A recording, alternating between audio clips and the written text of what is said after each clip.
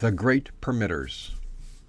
Now to the question I ask myself before undertaking this enterprise, writing the On Language column, and which has been posed by hundreds of readers since.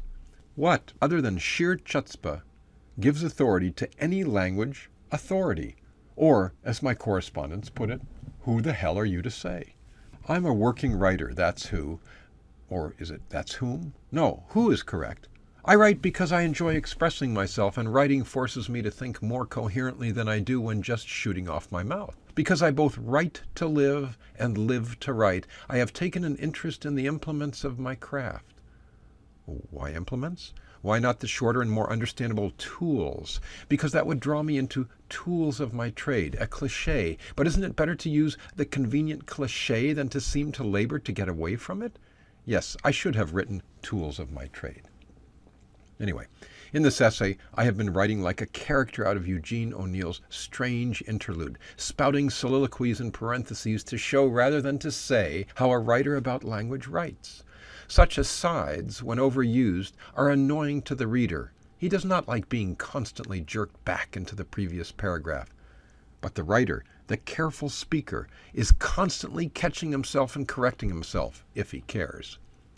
There is a big difference between being conscious of your language and being self-conscious about the possibility of error, or fearful of the derision of your listener at your experiments with the instrument, is to be a nerd, a schnook, and a wimp.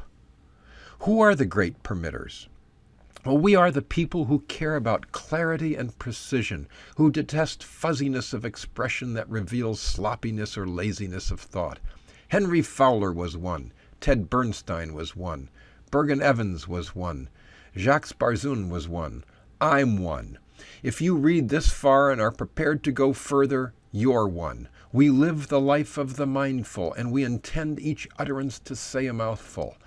We are not fuddy-duddies. If we want to carefully and deliberately split an infinitive, we do so with zest, knowing that the most fun in breaking a rule is in knowing what rule you are breaking.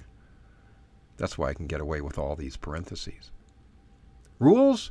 Who the hell are you and I, then, to arrogate the right to make and defend rules, to assume responsibility for deciding what is correct, to dictate what is to be embraced as good, preferred, or standard usage, and what is to be ridiculed and reviled as vulgar, barbaric, or confusing? We are the people who care, who've registered for the linguistic primary. Our interest is our power.